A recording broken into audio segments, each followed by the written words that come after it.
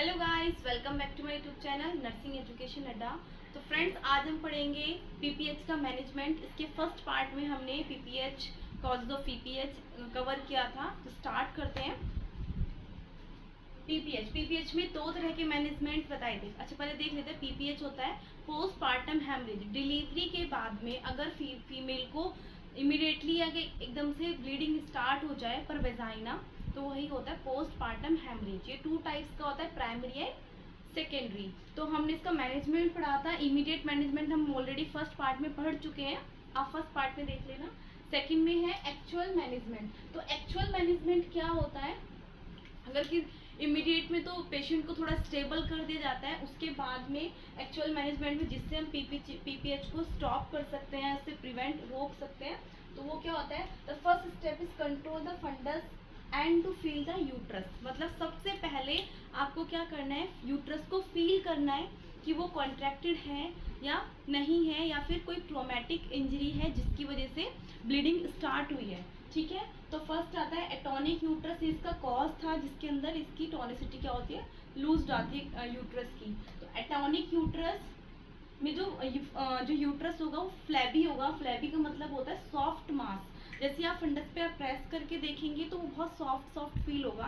इसका मतलब है कि जो यूट्रस है वो कॉन्ट्रैक्ट नहीं हुआ है। तो ये चेक करना है। या फिर इन ट्रोमेटिक, अगर ट्रोमा की वजह से हुआ है तो जो यूट्रस है वो फाइन होगा, कॉन्ट्रैक्टेड होगा। जो यूट्रस है वो कॉन्ट्रैक्टेड होगा। तो सबसे पहले हमें कॉज को आइडेंटिफाई करना है। नेक्स्ट आता है, अगर इन केस एटॉनिक यूट्रस की वजह से ब्लीडिंग स्टार्ट हुई है, पीपीएच हुआ है, तो उसमें कुछ स्टेप्स हैं जो वन बाय वन करने होते हैं। सबसे पहले आता है स्टेप वन। स्टेप वन में मसाज द यूट्रस। यूट्रस के ऊपर, एब्डोमेन के ऊपर हैंड को प्लेस करके मसाज करनी होती है। ठीक है, तो massage the uterus and explore the blood clot. Massage करनी है। दूसरा, ब्लड क्लॉट को देखना है कि ब्लड क्लॉट एक्सपेल आउट हो रहे हैं या नहीं हो रहे हैं। नेक्स्ट आता है मिथार्जिन। मिथार्जिन एक ड्रग होती है जिसको 0.2 mg IV एडमिनिस्टर्ड किया जाता है। ठीक है, इसके अलावा और मैनेजमेंट है injection oxytocin 10 unit in 500 ml normal saline में एडमिनिस्टर डाल के पेशेंट को एडमिनिस्टर्ड करना है। नेक्स्ट आता है Foley's catheter to keep bladder empty. इसका क्या पर्पस है कि फॉलिस कैथेटर इंसर्ट करना है, बिकॉज जब ब्लैडर मतलब फुल होगा, फुल की वजह से क्या होगा, यूट्रस कॉन्ट्रैक्ट नहीं हो पाएगा। इसीलिए अगर यूट्रस कॉन्ट्रैक्ट नहीं हो रहा है तो उस टाइम पे आप क्या करना है, फीमेल को फॉलिस कैथेटर लगा के ब्लैडर को एम्प्टी किया जाता है, सो दैट कि जो कॉन्ट्रैक्टेड जो यूट्रस है वो कॉन्ट्रैक्ट हो सके। ठीक है, ये होता है स्टेप वन। अब इसके बाद में स्टेप वन करने के बाद में भी अगर यूट्रस कॉन्ट्रैक्ट नहीं हुआ है या हेमरेज या ब्लीडिंग स्टॉप नहीं हुई है, तो नेक्स्ट स्टेप करते हैं। तो uterus is to be explore and under the general anaesthesia. ये सब करने के बाद भी नहीं हुआ है तो लास्ट फिर क्या करते हैं, नेक्स्ट में यूट्रस को एक्सप्लोर किया जाता है with in the presence of anaesthesia. Anaesthesia लगा के थोड़ा सा पेशेंट को एक्सप्लोर किया जाता है उसके यूट्रस को। नेक्स्ट आता है मीजोप्रोस्ट्रोल। इसकी टैबलेट होती है 1000 माइक्रोग्राम पर रेक्टम इज इफेक्टिव। उसके अलावा मीजोप्रोस्ट्रोल की छोटी छोटी टैबलेट होती है, उनको रेक्टली एडमिनिस्टर्ड किया जाता है। ठीक है, ये था सेकंड स्टेप। नेक्स्ट आता है थर्ड स्टेप। अगर तब भी पीपीएच स्टॉप नहीं हुआ है तो थर्ड स्टेप करते हैं uterine massage and bye manual compression. Uterus की मसाज करनी है, उसके अलावा बाय मैनुअल कंप्रेशन किया जाता है। बाय मैनुअल कंप्रेशन कैसे किया जाता है, इसके अंदर एक हैंड को वेजाइना के अंदर इंट्रोड्यूस किया जाता है। इंट्रोड्यूस करने के बाद में क्लिंच एंड फिस्ट फॉर्म होता है, क्लिंच बना के फिस्ट बना के। ठीक है, उसके बाद में यूट्रस के पोस्टीरियर पार्ट पे, जो पोस्ट फंडस वाला पार्ट होता है, वहाँ पे प्रेशर अप्लाई किया जाता है। इसके अलावा सेकंड हैंड को एब्डोमेन के ऊपर प्रेस करके उसको एंटीरोवर्टेड की तरफ करा जाता है और दोनों हैंड के बीच में एक यूट्रस को कंप्रेस किया जाता है, सो दैट कि जो भी कंप्रेशन की वजह से ब्लीडिंग क्या हो जाएगी, स्टॉप हो जाएगी। ठीक है, तो ये था पूरा मैनेजमेंट स्टार्टिंग में step one, step two, step three. Next बाकी के स्टेप फोर में क्या करते हैं, जब भी अगर स्टेप थ्री करने के बाद में ब्लीडिंग स्टॉप नहीं हुई है तो स्टेप फोर अप्लाई करते हैं। इसके अंदर यूट्राइन टैम्पोनेट किया जाता है। यूट्राइन टैम्पोनेट की भी टू टाइप का होता है, टाइट इंट्रायूट्राइन पैकेजिंग या फिर बैलून टैम्पोनेट। इसके अंदर इंट्रायूट्रस के अंदर पैकेजिंग की जाती है with the help of gauze piece लेके। वो गॉज पीस कितना होता है 5 सेंटीमीटर, कितना 5 metre long strip of the gauze and 8 centimetre wide. 5 metre long होना चाहिए, 8 सेंटीमीटर वाइड। उसको डबल फोल्डेड करके डिप करते हैं एंटीसेप्टिक सॉल्यूशन में एंड यूट्रस के पोस्टर पार्ट में, फंडस वाले पार्ट में अप्लाई कर दिया जाता है, प्लेस कर दिया जाता है। ठीक है, ये जो पैकेजिंग है वो क्या करता है, कॉन्ट्रैक्शन को स्टिमुलेट कराता है, दूसरा ब्लीडिंग को स्टॉप कराता है। इट रिमूव 24 आवर्स, मतलब ये 24 आवर्स में क्या करना होता है, रिमूव करना होता है।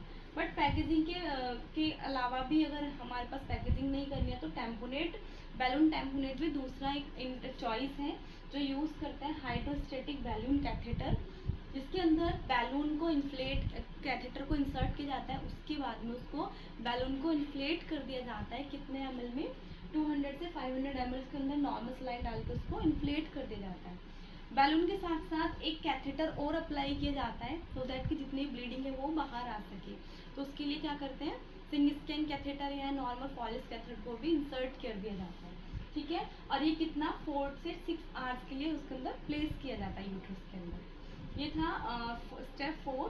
स्टेप 5 में क्या होता है, सर्जिकल मेथड। जब ये सब करने पर भी मैनुअली नहीं कुछ हो रहा है तो उसके बाद में फिर क्या कर दिया जाता है, सर्जिकल मेथड यूज़ किया जाता है, जिसके अंदर जो आर्टरीज होती है उनको लाइगेट कर दिया जाता है। जैसे यूट्राइन आर्टरी है, ओवेरियन आर्टरी है, या एंटीरियर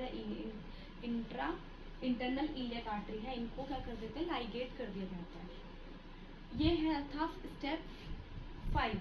अगर स्टेप 5 से भी ब्लीडिंग कंट्रोल नहीं हो रही है तो क्या करते हैं, स्टेप 6 यूज़ किया जाता है, जिसके अंदर हिस्टेक्टमी की जाती है। हिस्टेक्टमी का मतलब होता है रिमूवल ऑफ द यूट्रस। इसके अंदर टोटल यूट्रस को ही क्या कर देते हैं, बाद में लास्ट में रिमूव कर दिया जाता है।